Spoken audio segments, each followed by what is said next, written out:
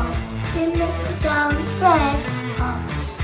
ICP 5 in Surah Ar-Rum, verse 22.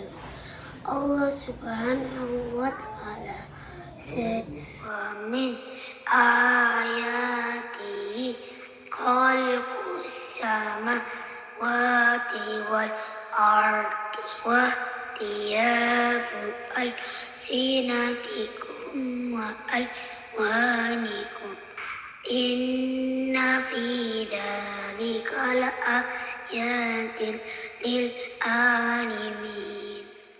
Means of His signs is the creation of heavens and earth and the diversity of your languages, your colors, needed in that are signs for those of knowledge.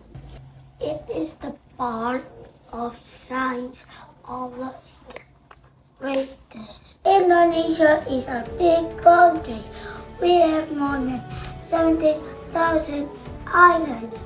There are many tribes, many languages, and many religions. Our national motto, Bhinneka Tunggal Ika, means unity in diversity. It teaches us that even we are different, we are still one.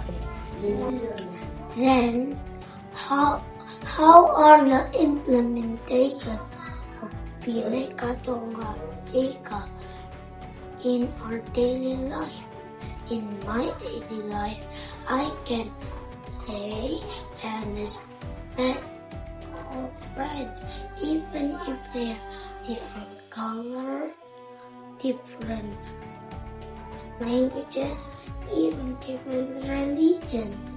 We play together, we share our toys, we help each other, and that's absolutely fun. But if it's about our religion and pray God, we respect each other, as in this last verse of Surah Al-Kafirun. Lakum dinukum waliyadin. For you is your religion, for me it's my religion. Let us be proud to be Indonesian children. With diversity is a gift from Allah that makes us united. Thank you for listening. Wassalamualaikum warahmatullahi wabarakatuh. Bye bye.